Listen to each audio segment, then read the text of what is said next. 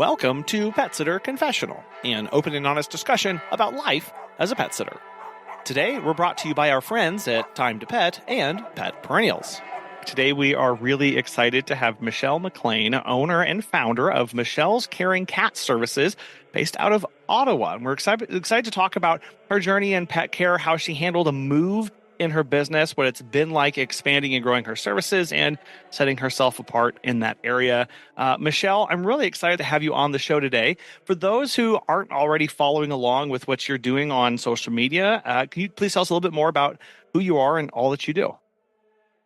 Yes, thank you, Colin, for having me on the show. I'm super excited to be here.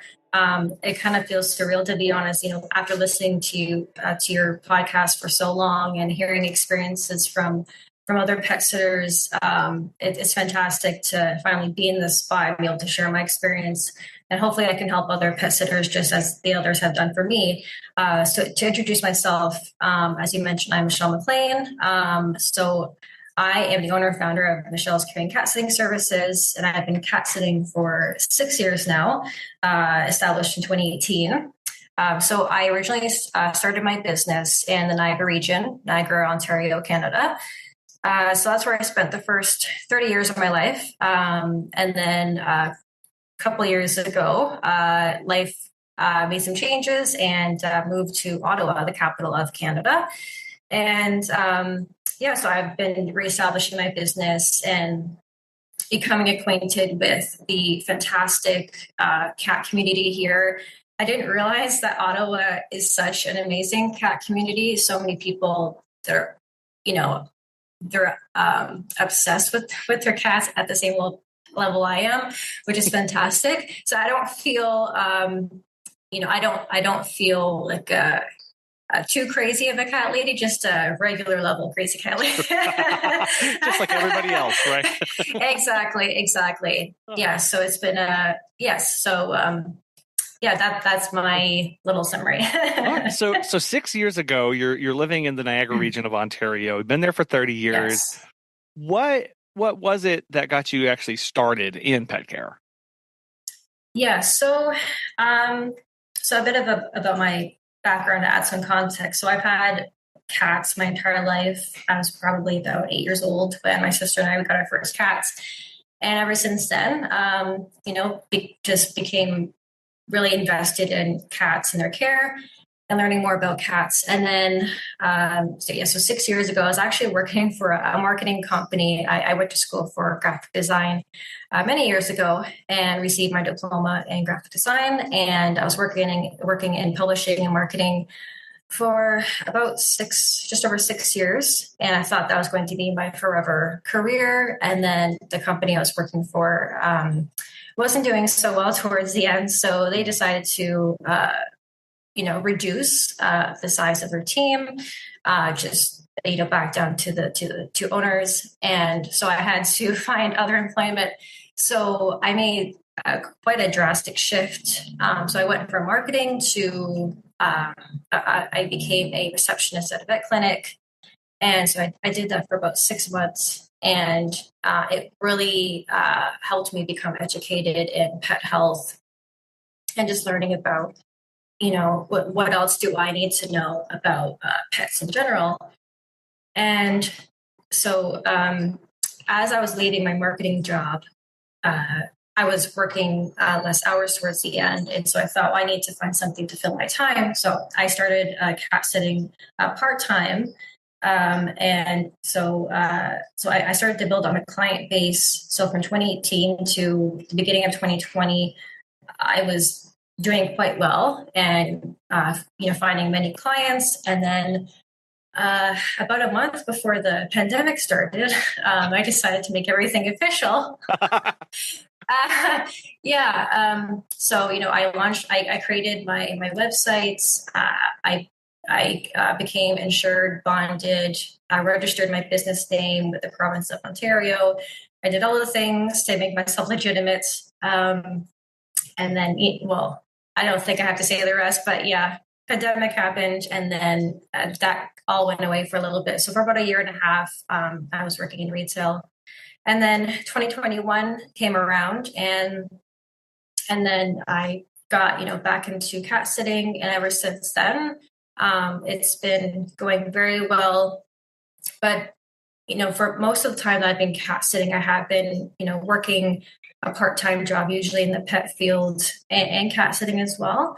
But now I'm very excited to be cat sitting full time and focusing on my business, which is amazing. Well, that's also a really scary thing to do, right? Because if you have other jobs, other forms of income, like even though I've got these hours, I know where this is coming from, I've got this, I'm not having to go out and market and do all these things. And then all of a sudden, it's all on us, isn't it? And then we go, now I've got to. It's nice because we have all of the time and energy to focus, but it is also overwhelming now because it is on our shoulders. Exactly. And that was definitely a concern of mine. And that's, one of the reasons why I kind of stayed at my part-time pet related job for as long as I did, because I was always worried about, what if my business doesn't, pick up as much as I need to, especially after, moving and reestablishing my business in a new location. But within the past couple months, so quite recently, I realized I was starting to get quite busy, receiving a lot of requests, more phone calls, more emails coming in, and just more people in general, wanting to learn about my services for the future. And I didn't want to have to, figure, okay, what am I going to do about my part-time job, and having that extra stress of I'm not sure when I'm working there, and trying to, figure when I'm going to, provide my services around that other job. So I just decided I'm just going to take that leap of faith, and hopefully it works out. Well, but it has been. Well, good. Yes. Well, you've got this background in graphic design and marketing. How has that influenced your business? Yes, it's been wonderful, absolutely fantastic having that background. It's really been helping with not having to hire someone else to do all my marketing, because that can be very expensive. Yeah. So I'm very grateful that, I have that background, just my personal background, even before college, having the interest in arts and design, and then going to school. So 3 years of diploma, and then being in the marketing field after that. So it really helps. So, anything that I have to do regarding my website or, social media posts or any form of communication, I just think about it and then I do it. Right. I don't have to wait for someone else to become available and then, worry about how much are they going to charge me, and are they going to execute it the way that I see it. Right. So my vision of what I want to put out there to represent my business, I can just put it out there. Right.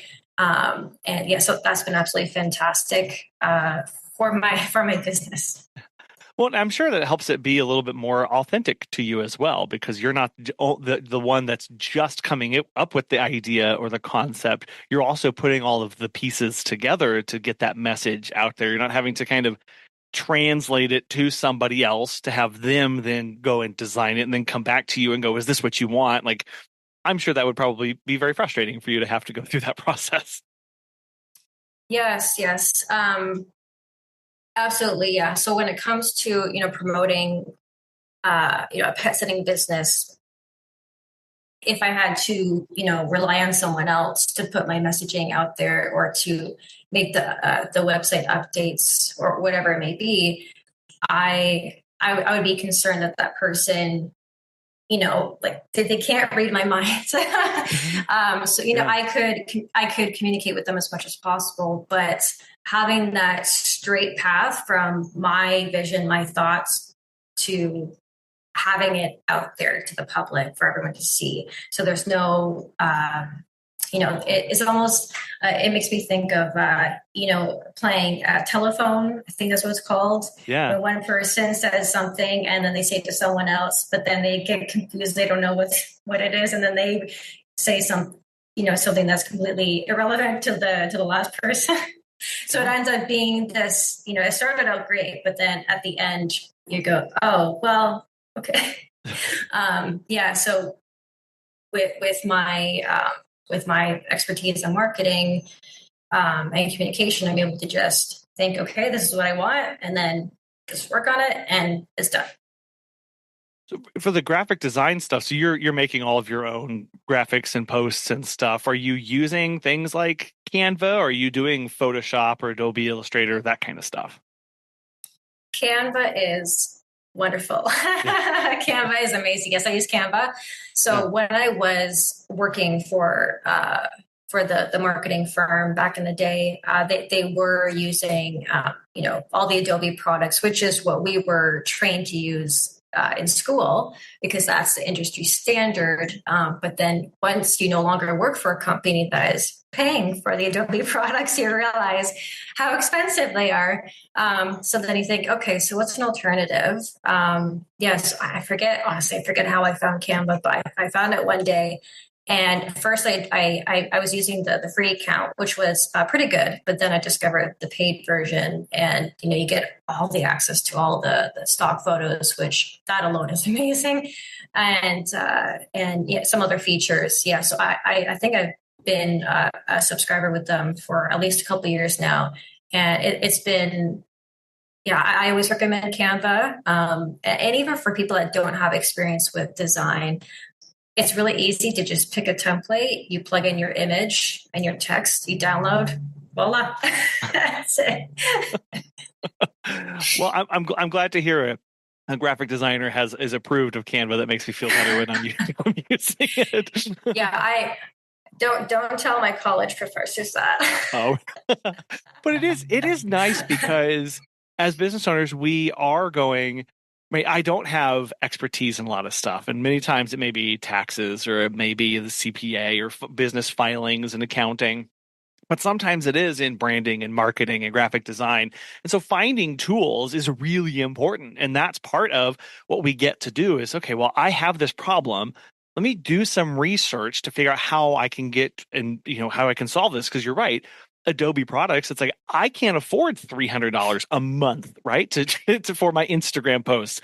Okay, let's go find something more reasonable that fits my budget or fits exactly what I need. And then that way we kind of pull together these tools and resources that are kind of, I'm going to say exactly what we need, because we're not having to just use whatever's out there. We get to pick and choose. Exactly. And there are so many tools out there. You just do a quick search online and you can find a tool for pretty much everything. And most resources are free, or they have a free version. Yeah. So, anyone that's looking for any tool for anything related to their business, especially if it's something that would normally cost a lot of money for a program or app, for example, just search the internet. You'll find it for free.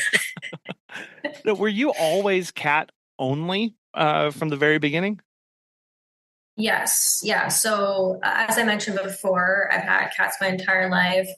I never had a dog.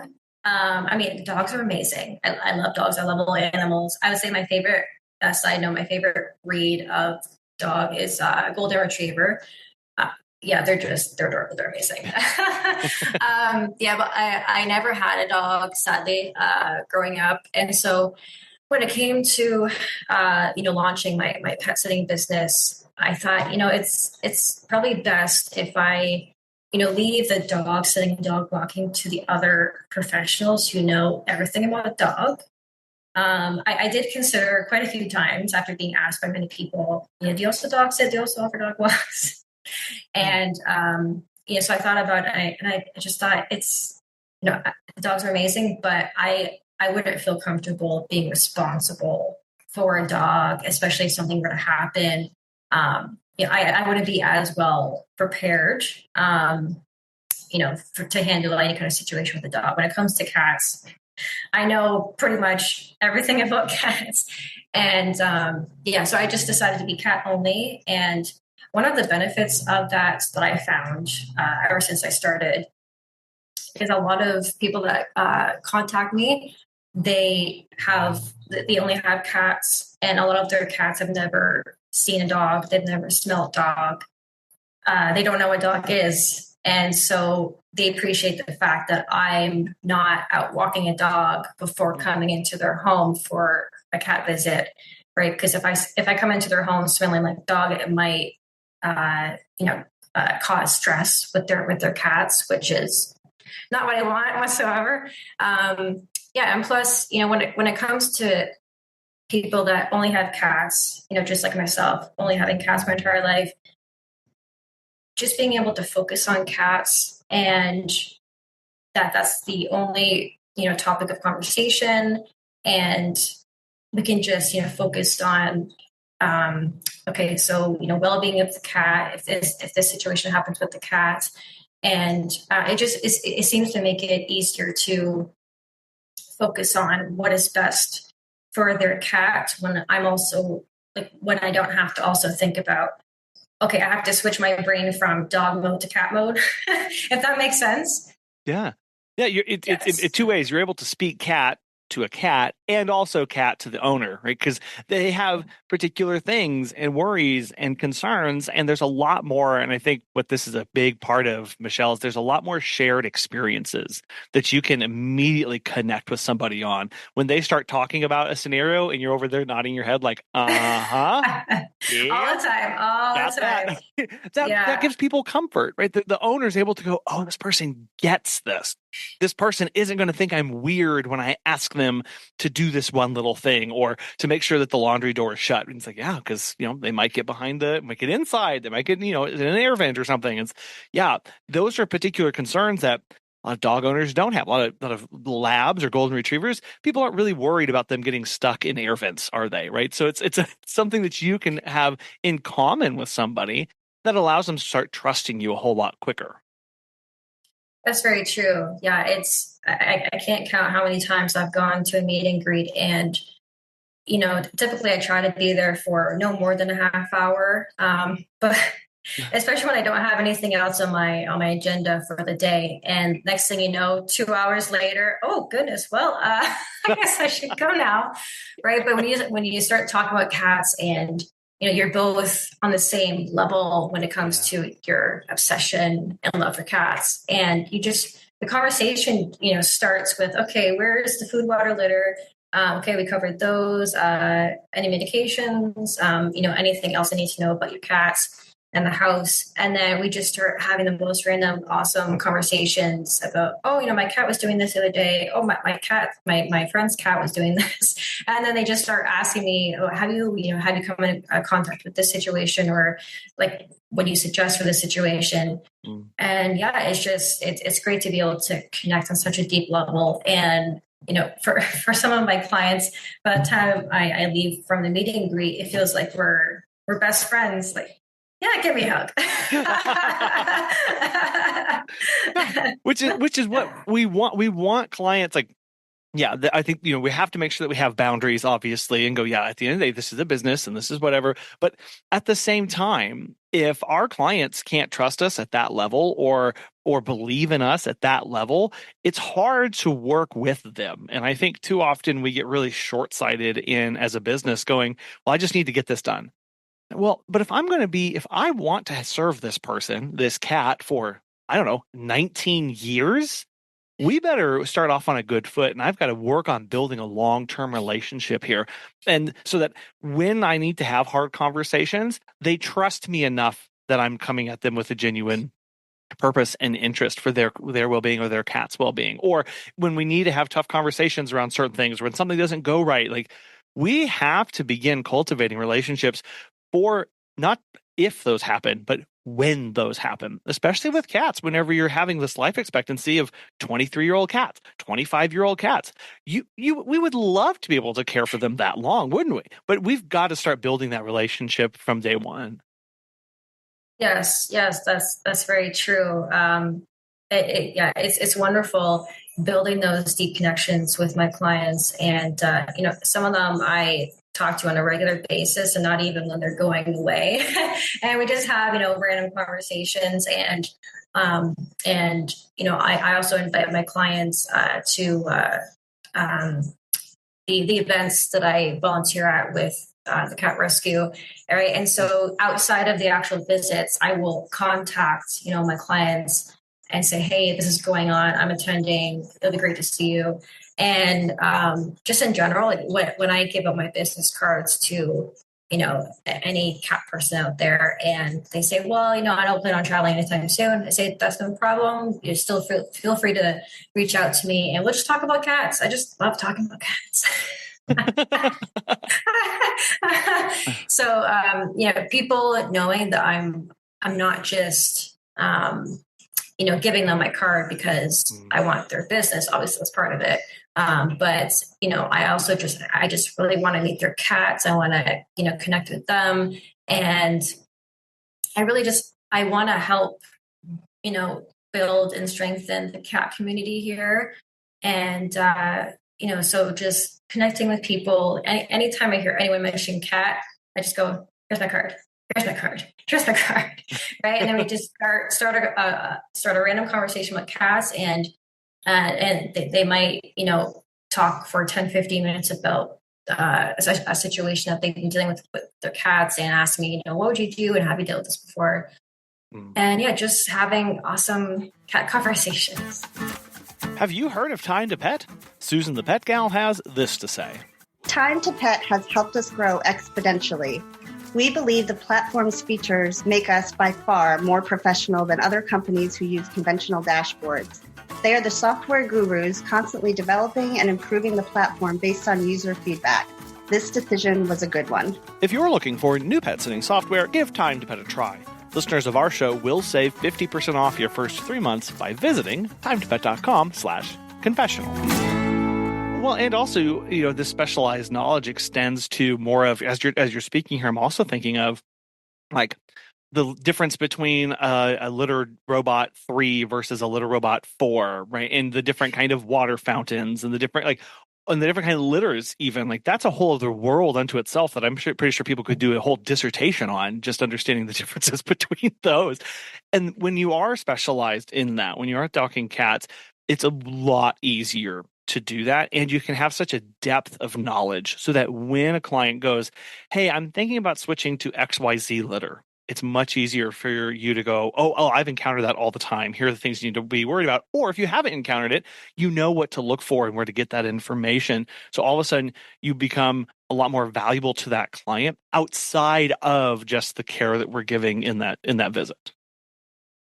Yes. And I've actually had quite a few people recently asking me about, what type of products do I recommend for water fountains or litter boxes, especially the newer automatic litter box, the dome one that spins and it's connected to your smartphone, and it tells you how many times your cat has used the facilities. So if people have been reaching out to me, about product recommendations so I'm trying to put as much information together as possible, because right now it's all in my brain. So I can tell people about things that I know about certain litter products or litter boxes or water fountains, for example. But something that I'm planning on doing is adding a resources page to my website. So different categories of products or services, pet-related services in Ottawa. And in that way, if someone does come up to me and say, hey, what do you recommend for this? If I don't remember it in that moment, I can say, okay, I know that I know of a product for that, but I can't remember right now. But if you just go to my website, I have a list right there, right? So I think that'll be an extra, side service that's just available for people to visit. Even if they don't need my services for a while, they will, just realize, oh, this cat sitter is just giving us all these resources right here, Yeah. No, that kind of thing is fantastic, especially for people who are new to the area. If you have a, welcome to Ottawa page, and here's all the cool cat places and the vets and the trainers and the behaviorists and the things to do with cats and the this, and the cat cafes. Man, that's so much fun for a lot of people to get connected to, because if they're looking for that community, if they're looking to go, I want to do stuff, it is hard to get that information sometimes. So we can do that. You can do that for just the community writ large, not necessarily your specific clients. Yes. Yeah. So what I'm trying to do in the near future is, pretty much create a database of, all sorts of different cat resources, things that I've come across. Maybe I'll have to do a bit more research to see what else I can find. And just create this page of everything cat related, either here in Ottawa or just, resources that I know about. For example, your podcast, put a link on there of your podcast. And there are different, resources I know about. There's a podcast called Cat Behavior Solutions. There are so many resources out there online. And when I do have conversations with new cat people, even during meet and greets, I'll tell them, hey, have you heard about this podcast? Have you heard about this trick based off of your cat's behavior that I'm seeing during this meet and greet? So I'm always trying to throw in random tidbits of information. And then once I do have this page set up, I can say, by the way, if you want more information, I'm not remembering right now, just go to my website. It's there. It is so nice to have an off-board brain where you can just go, I don't know, it's over here, right? I did it one time. I did it so that it wouldn't have to remember it exactly each time. Yes, exactly. Yeah. So it'd be fantastic, to get this page set up, because my main goal is I want to be, the main cat person, in Ottawa, where people just know, okay, I have something cat related, cat question, or anything cat related. They just know to go to caringcatsitting.com. That's the place to go. Yeah. Well, so you are in Ottawa and you made that move. What was that move like for your business and getting it started back up? Yeah. So I didn't know what to expect. So I did do some research before the actual move to see how many pet sitters were in Ottawa. And I was surprised at how many there are. I mean, it's a much larger city than where I'm from, in the Niagara region. And so I was surprised, but at the same time, I had to remind myself, well, the population is much larger, right? So it should be expected that there are more, pet sitting companies. But I did notice that I was seeing mostly pet sitting companies for, cats and dogs and small animals, but I wasn't seeing really anything cat specific. And so I thought, okay, this could work. And so I did some research initially, and then once the move was done and settled, then I started to really, try to connect with as many people as possible, and editing my website to replace Niagara with Ottawa everywhere. Get those keywords in. Yeah. I was just out, pretty much every day, just talking to people, going to businesses. I had my business cards reprinted saying Ottawa, Ontario. And then I just started to slowly build on my client base. I think I was here for maybe a month and a half, or even less than that, and I already had my first client. So I thought, oh wow, that's an amazing sign. And within the first few months, I already started to gain a lot of traction. But I was doing a lot of going out, meeting with local pet related businesses, giving them my new cards, and I was probably doing a lot of online posting as well, and trying to gain traction that way. So, finding the Ottawa cat groups, which there are quite a few of those. Oh. Posting on my Facebook, my Instagram, using all the Ottawa hashtags, and just trying to gain some traction. I possibly ran maybe a few ads on Facebook and Instagram just to get some extra traction. But I didn't have to do much because it just naturally happened. And I realized pretty quickly that, this is going to be pretty good. This is going to work. Well, you say you didn't have to do much, but if you're going out there door knocking and talking to other businesses, posting in groups, finding out those cat communities, possibly doing ads, like that's a lot of work, isn't it? Like that actually is. When you were going into talking to businesses, how were you introducing yourselves? Because this is something that I know a lot of people really do struggle with, of going like, what do I even start with? How do I do? What do I do in this conversation? Or can I just, Michelle, can I just run in and throw cards and run them out of the door? Is that acceptable? I would not suggest throwing cards at the receptionist. She might not like you. So what I have been doing is I try to focus on pet businesses that are fairly close to me. So let's say within, 10, 15 minutes driving distance. And I'll just go in there and usually speak with the receptionist. And I'll just say, hi, my name is Michelle. I'm a professional cat sitter. I just relocated to Ottawa. I've been cat sitting since 2018. So I'm reestablishing my business, and I'm located just around the corner, just down the street from here. And if it's okay with you, I would love to leave a few of my cards with you, just in case one of your clients ask about, if you know of a cat sitter in the area. And most times they say, oh, wow, that's amazing. Yeah, for sure. And then I just give them a stack of my cards. And then, I just thank them for their time. And that's pretty much it. So I know that they can be quite busy, especially in the vet clinic. So I try not to waste their time too much. So I just introduce myself and say, hey, do you want some of my cards? And then you have a good day. Having that clearly defined ask. Yeah, I love how you say, if it's okay with you, I'd like to leave these cards. Giving them permission to go, not right now, or now's a good time. Because you're right, especially in receptionists and vet clinics, like they're jumping between phone calls. They've got patients in the waiting room. They kind of look at you like, what do you want? Right. I get that feeling when I walk in sometimes, like, oh, I am greatly disturbing this person's day. I am so sorry. Real quick. Right. And just keeping it real short. We're not needing to make an immediate friendship connection and be buddy buddies at that time. We're just trying to get out that information, that quick ask, and then we can be on our way.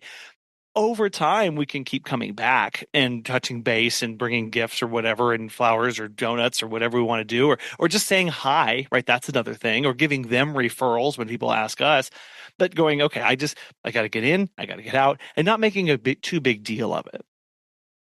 Yeah, that's very true. They, they have very busy schedules, especially in the vet clinics, or even I go into the pet grooming salon sometimes, and I can just tell by, their facial expression that they're in the middle of so many things going, oh, hi, yes, who are you? Like, hi, yes, I'm Michelle, professional cat sitter. Recently relocated to Ottawa.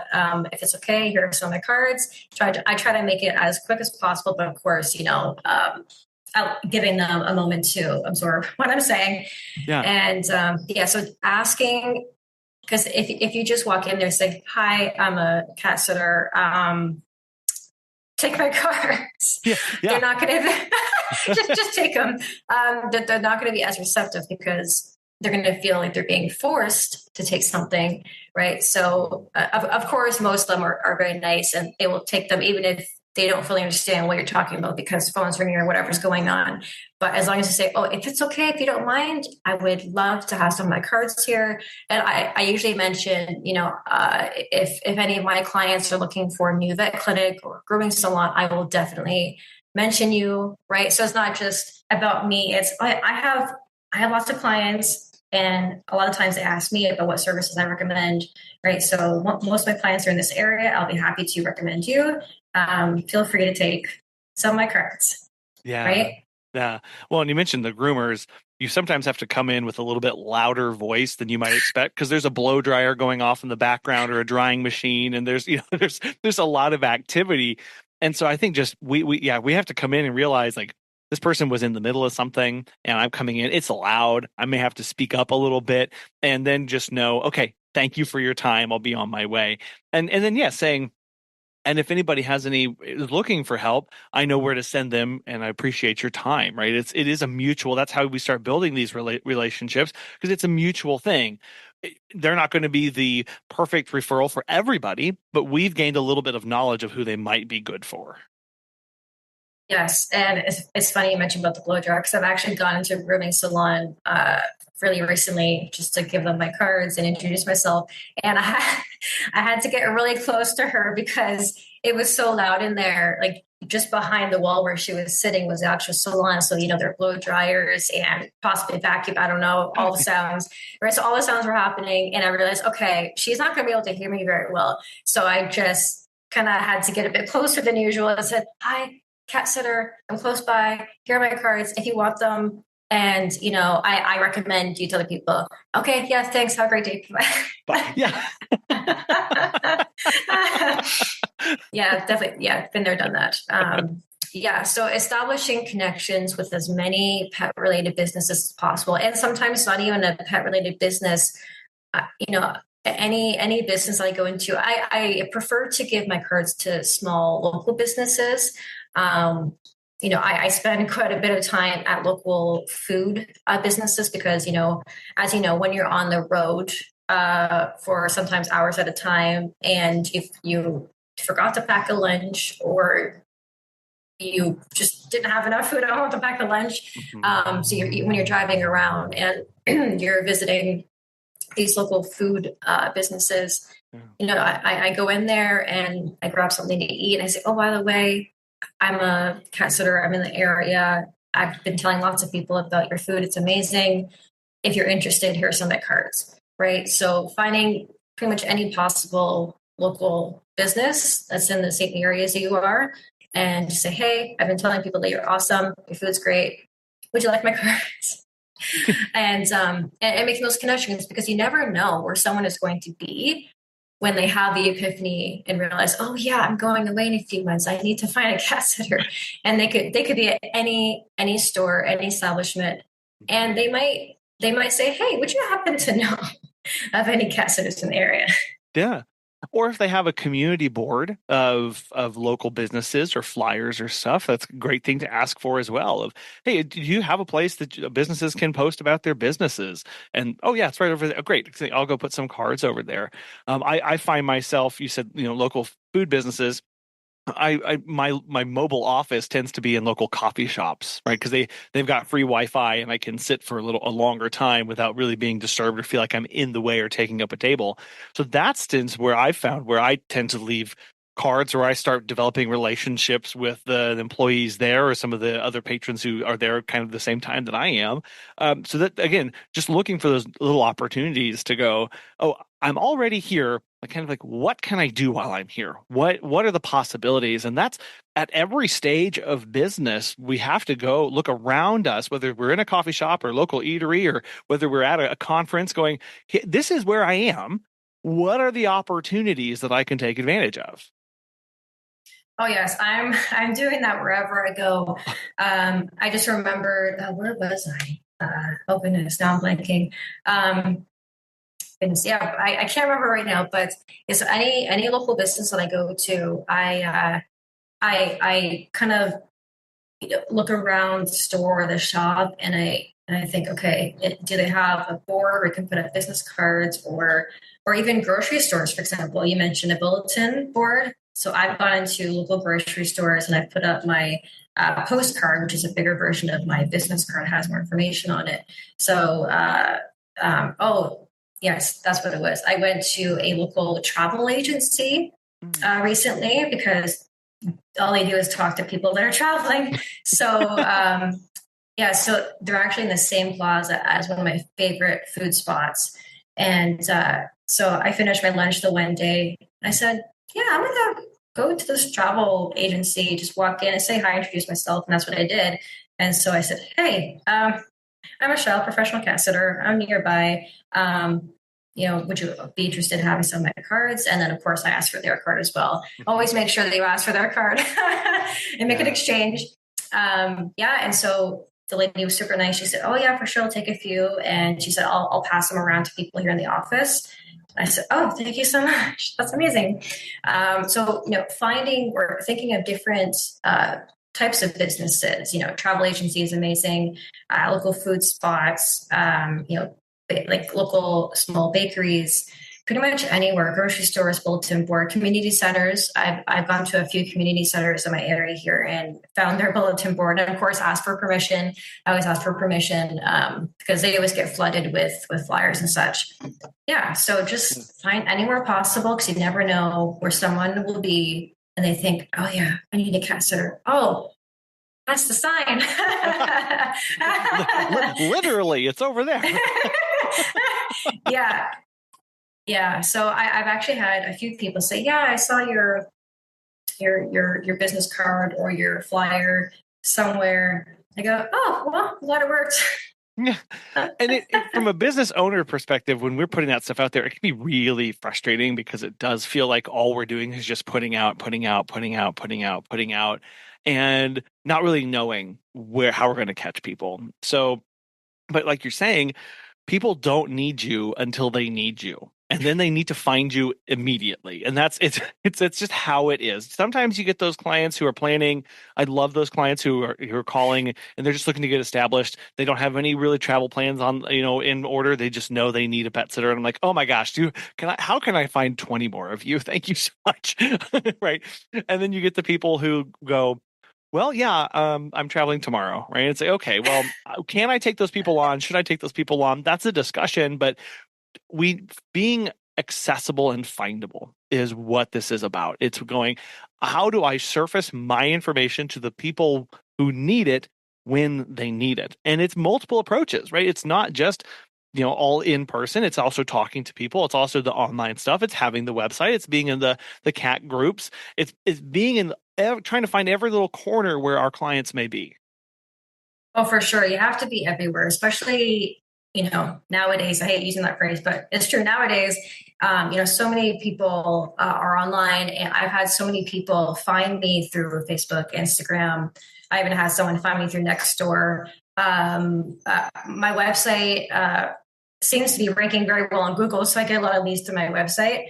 And so a lot of people have been finding me online, and I also have a print ad as well, because I knowing that most people are online, but some people aren't, right? Some people are not on Facebook or Instagram or the other online platforms, and so I thought, okay, what is a way to for them to find me if they're not online? So I did this as well. Before I moved to Ottawa, when I was in the Niagara region, there was a small community newspaper, and I had just a business card size ad.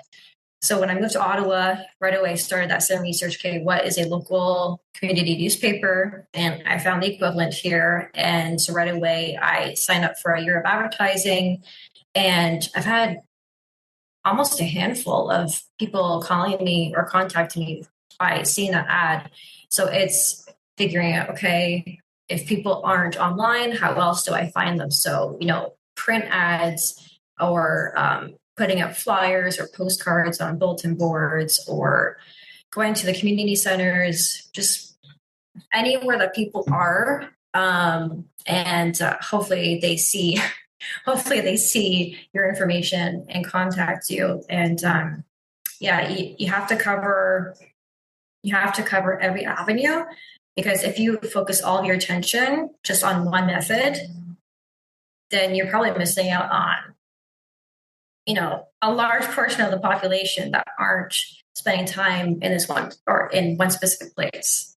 Social media is fantastic. We are on social media a lot. We post there. We're very active there. But at the end of the day, not everybody's on there. I don't know if you're like us, where if you get a new client inquiry, I'll go Facebook search them. I'll go Google search them. I'll go look, where is this person?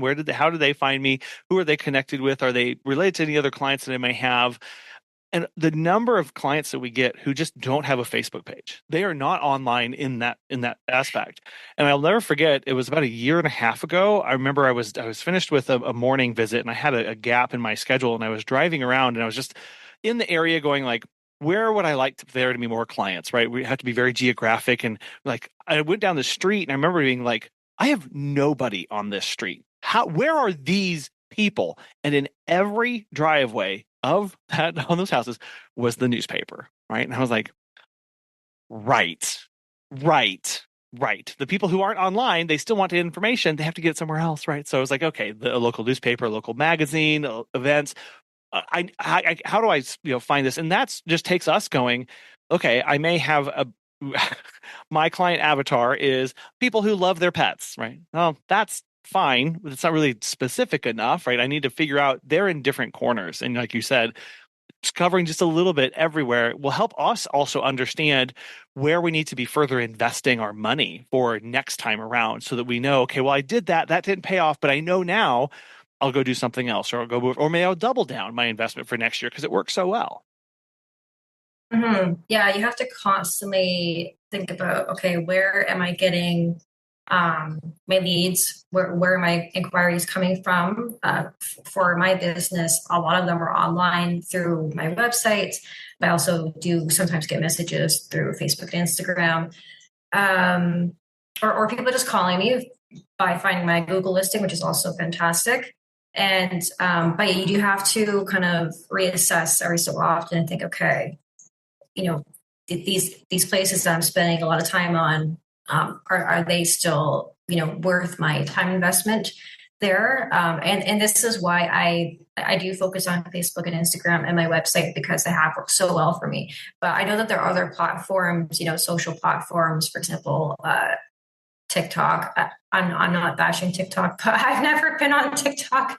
I don't know how it works. But I have heard of quite a few pet sitters or pet professionals in general who, they post videos on TikTok and then they become viral. And I go, I can really keep up with Facebook and Instagram. So,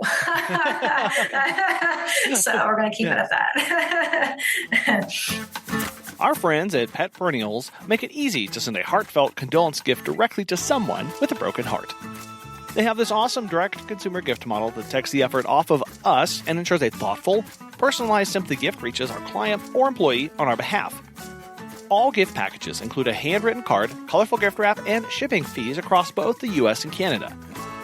They also offer an array of milestone gifts and greeting cards that can be sent to celebrate birthdays, extend get-well wishes, and welcome new and rescued pets. Additionally, there are gift choices in case you need to send a sympathy gift in memory of a special human client or celebrate a pregnancy, engagement, or wedding of a pet lover. If you're interested, register for a free business gift perks account to unlock the all-inclusive discounted package prices. Since the service is used on an as-need basis, there are no monthly or annual obligations or minimum purchases. Learn more at petperennials.com, check out their business programs, or register for that free gift perks account by using the link in the show notes. I also know that you do in-person events too. I saw, you posted on Instagram and Facebook about attending a recent local event for you. So talk to me about the role that that's been playing in establishing your business and your brand in Ottawa. Yeah, the events have been absolutely fantastic. So my first event after moving here was the Ottawa Pet Expo. That was last October. That was my first real big, and it was epic. But the Ottawa Pet Expo, it's more geared towards dog people, which is great. But, I felt like I was having the stragglers of the cat people coming to my table. I did give out a lot of business cards, but I didn't get as much traction as I was hoping for. And so then more recently, I was at the Ottawa Cat Show, and that was amazing. It was just for cat people. They had, cats actually participating in the show, and all the vendors. And when I was setting up for the show, the evening before it started, I found out that my table was right by the entrance of the hall. And so I went, oh yes. So the moment they walk in, they just look slightly to the right and they see this giant banner that has my business name, giant photo of a ragdoll cat, which everybody has been complimenting. Yeah. And they see my very bright pink table. So it was incredible talking to so many different cat people. And, some people were just coming up to me and asking for advice about their cats. They weren't even talking about, oh, yeah, I need you to come to my house and actually take care of my cats, maybe in the future. But for right now, this is the situation with my cats. what do you suggest? And it took me a second to realize, oh, yes, I'm a legitimate cat person. Yes, I know the answer. I know things, right? I know things like, oh yes, I have this information in my brain. Okay, so then you just start spewing out the information. So fantastic cat related conversations, and handing out so many business cards and just talking to people about how my services work, because I would have a lot of people looking at my banners, looking at my cards, and they say, so do you stay at the house? I go, no. I do drop-in visits, and a lot of people just still aren't aware of how the system works with going for drop-in visits and not staying at the house overnight, but just explaining, well, this way your cat gets to stay in their home. You don't have to bring them to a boarding facility, and I come for a half hour or an hour visits, and the only thing that changes is you leave temporarily and I replace you, and they'll realize that I'm awesome. And so having those conversations, and then the weekend after the cat show was a smaller event, but closer to my location here. It was a pet event at a local greenhouse, and so it's actually their second annual event, and so they have a small amount of pet-related businesses set up their vendor tables. And so I did it last year as well. The weather last year wasn't great. It was, rainy and overcast, really, really cold. So the turnout wasn't fantastic. But this year it was really sunny, and also very windy. So my business cards and postcards were just flying in the wind. Oh no! People practically catching them.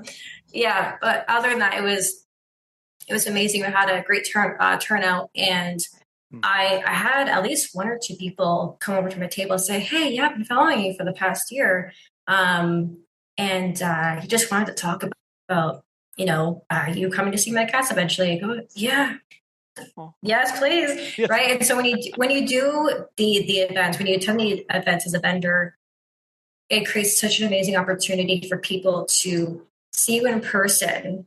And yes, they can see, my photo online, they can see what I look like online, but having that extra level of connection, right? So, oh, you're a real person, so this is the person that will come meet my cats and, come for the visits. And then you start to have conversations about their cats, and it just adds an extra layer of them knowing you as a real person. And so after the conversation and they go on their way, and just think, wow, I wouldn't be able to have these types of conversations with these awesome cat people if I wasn't attending these events. Yeah. Because if you focus all of your conversations online, then they're just seeing images and a caption. But when they get to see real world, this is the person, and people seeing that I'm putting all this effort into participating in local community events, and creating this opportunity for people to just come and just talk to me about my business or my services. And I think having the in-person conversations, it just it really enforces the fact that I am so devoted to what I do. And they think, okay, yeah, this is really cool. We've been following you for a while, but this has been fantastic. Thank you for being at this event. I go, yeah, you're welcome. It is easier to have those conversations because it's not just text back and forth, whether it's in a DM or whether it's in a chat on our website or whatever, or text, or even a phone call can feel a little impersonal sometimes. And when we're trying to impact people, we're trying to showcase our knowledge that we have or certifications that we have. That comes across way easier in person, where you can read body language and see how they respond to certain things, and allows you to play into that a little bit more if they're excited about hearing those kind of credentials too. So the conversations that I have, some of the conversations that I have during these events, is educating or helping to educate people about all the certifications that are possible for professional pet sitters, especially the exam to become a certified professional pet sitter. A lot of people didn't even know that was a thing. So the great thing about my pull-up banner that is really giant and tall. It's big. I saw that in the photo. It's like, giant. Yes. So what I wanted to focus on when I was designing the banner was I really wanted people to know that, okay, here's my list of all my credentials, exam, fear-free, pet first aid, member of PSI, and insured, bonded. Yeah. Sometimes I forget all the things I have. And so, some people would come to my table, but before talking to me, they would be reading my pull-up banner.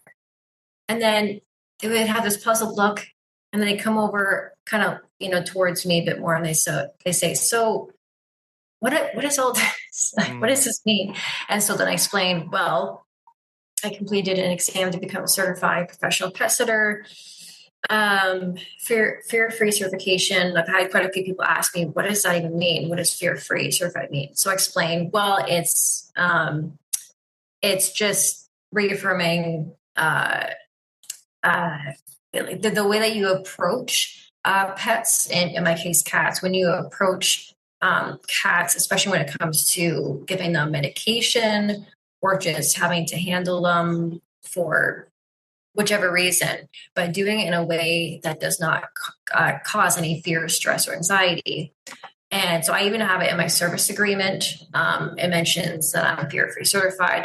I would never do anything to cause any fear, stress, or anxiety.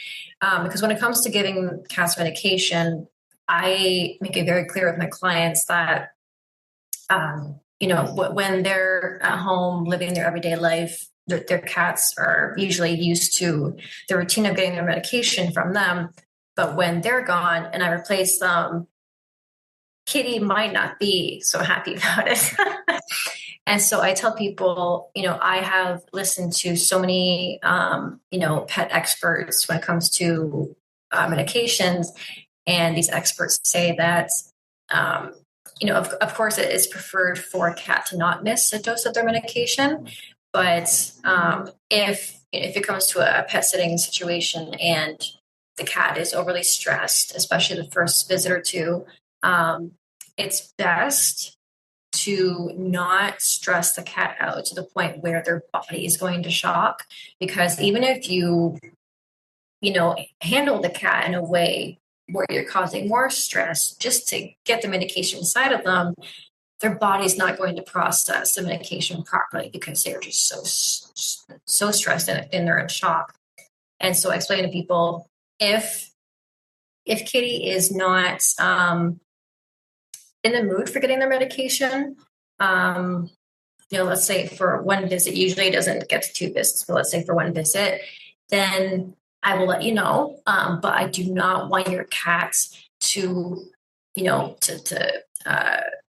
be overly stressed, because it's also very dangerous for the cat and myself, right? Because I don't want Kitty to become aggressive, because they're having a scary moment of a stranger trying to handle them.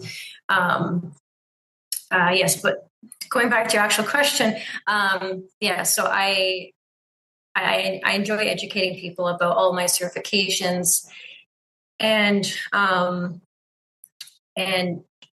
reinforcing the fact that I have spent, the past 6 years since I started cat sitting, just learning about what are the different certifications, what other credentials can I have.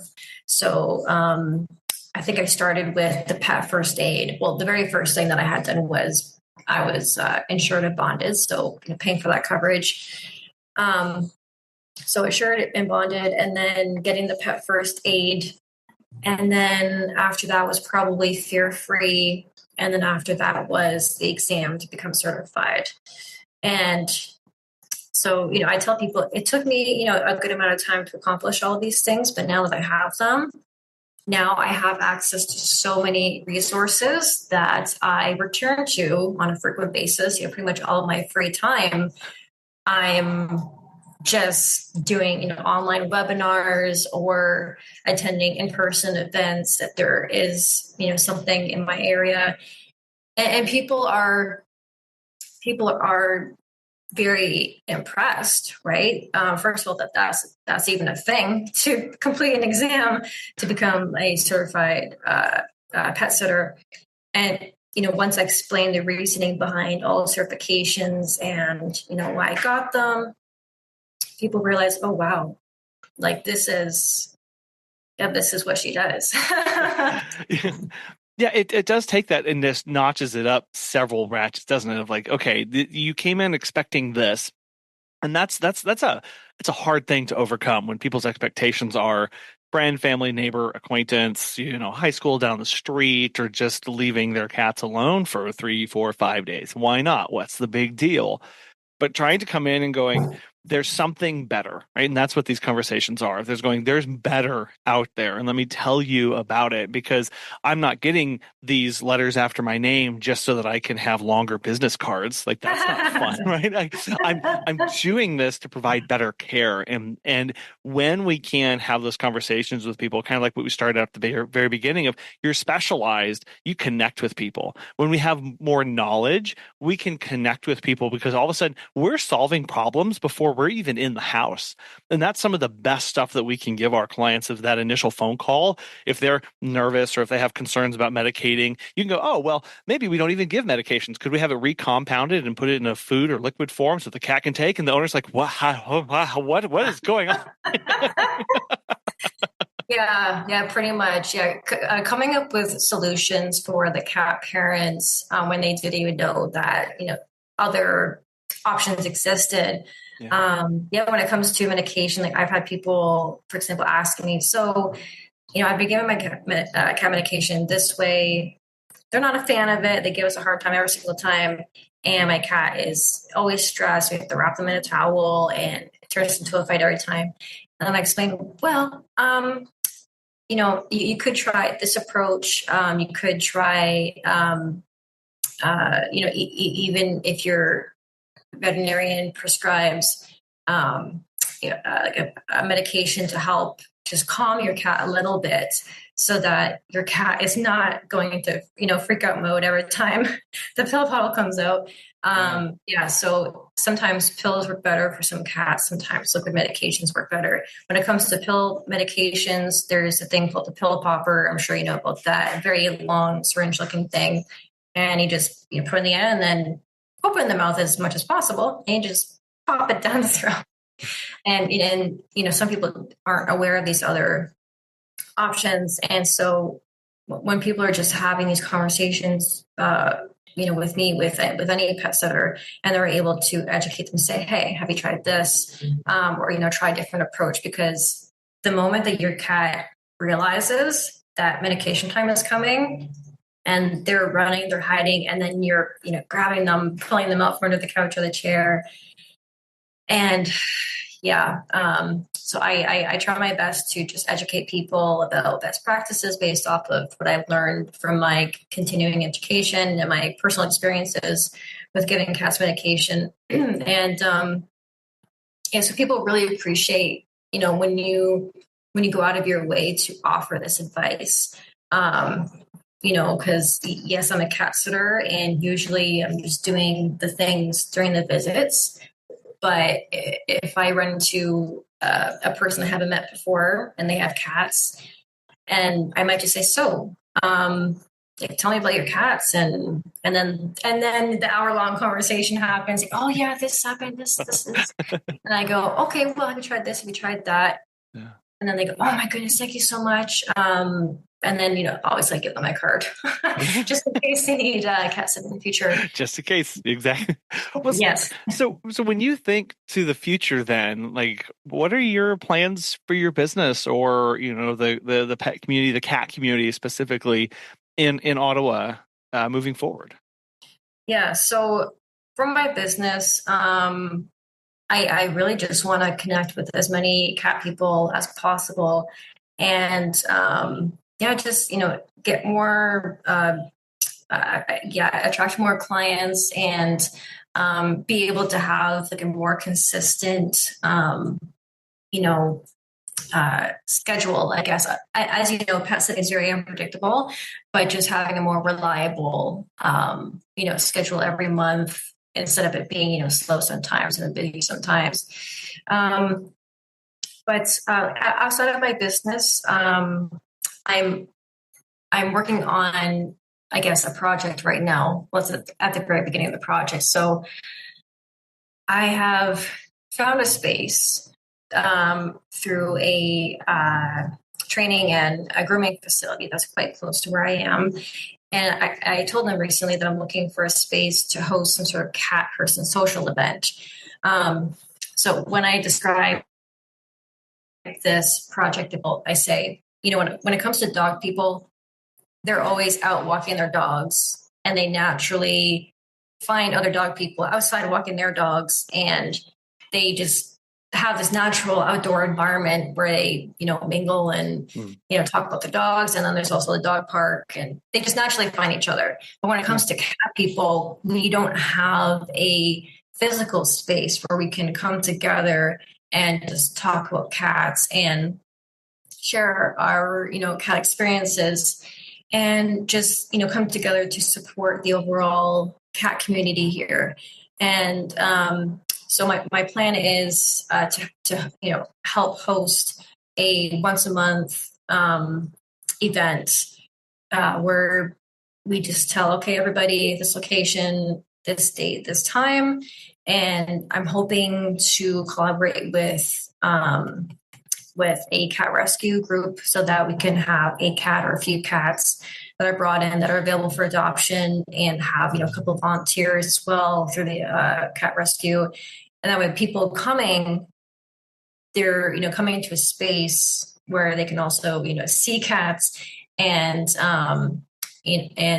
talk to the rescue themselves and learn more about their initiatives.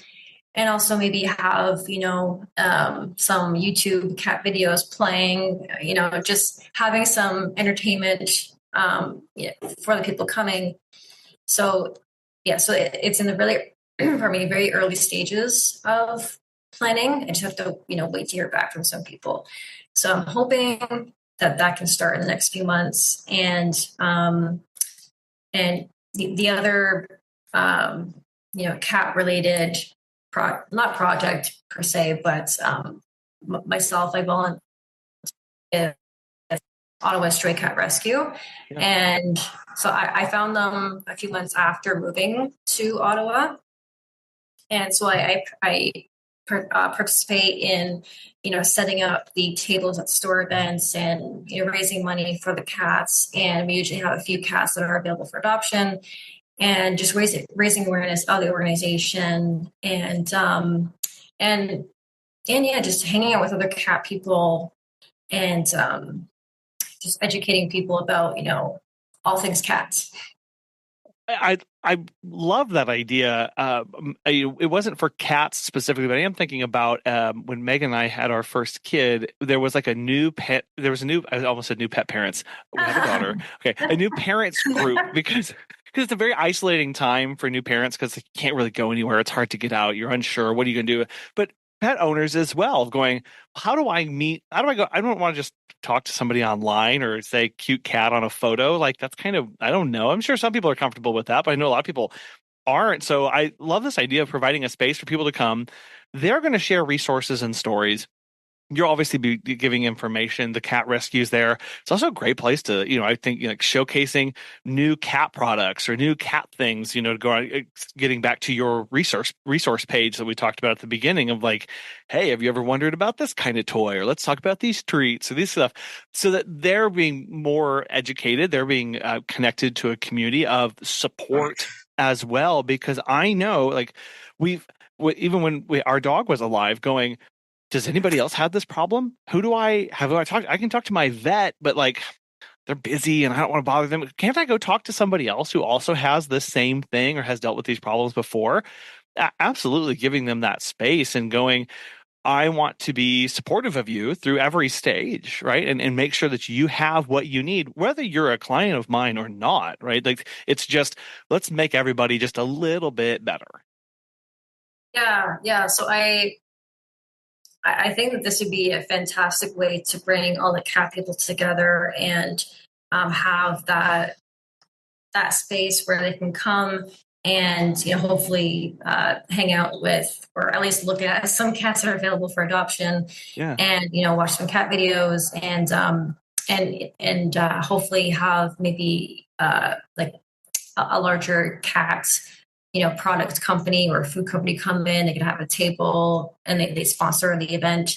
And there are other cat professionals I know personally. So, have them come as well and just have a room full of cat people and you just talk about cat stuff for an hour and a half. And of course, during this time I would, have like a mini information session about my business, talk about my services. So, talk about my business, talk about the cat rescue, talk about the other cat professionals, and potentially, if another business wants to come along. And so this is just part of how I want to be known as the cat lady. Anything cat related, it's Michelle. I'm the cat lady of Ottawa. I love that, Michelle. And I'm so appreciative of you coming on and sharing that vision, sharing your desire to get people connected to resources, helping people, making sure that we ourselves, encouraging us to make sure that we know what we're talking about so that we can be helpful. And your journey of growing your business and moving and everything that you've worked through along those stages. There's a lot going on here. And I know you're really active on social media and such. So people want to follow along, get connected with you and see what's going on in the cat world of Ottawa. How can they get connected with you? Yes. So my main point of contact is my website, which is caringcatsitting.com. And then my Facebook and Instagram is the exact same. It's just Caring Cat Sitting. I'm also on LinkedIn, just under my personal name. My website, my Facebook and Instagram are the best spots. Okay. Well, I will have links to that in the show notes and on the website so people can click right to that and start following along today and get connected with you. Michelle, this has been an immense pleasure, and I'm so thankful and appreciative of your time today. Thank you so much for coming on. Thank you. What is your passion? What's the one thing you obsess over more than anything else? When we find that in our business, it allows us to find the motivation, find the determination to move forward, to niche down, and to connect with the clients that share that same obsession. Finding clients who are like-minded, who see us as a valuable resource, means that their trust comes just a little bit easier, and our services become just a little bit more sticky and ingrained in that person's life. We hope you can connect with that this week and moving forward to find that in what you need in your business. We want to thank today's sponsors, Time to Pet and Pet Perennials, for making this show possible. And we really want to thank you so much for listening. We hope you have a wonderful rest of your week, and we'll be back again soon.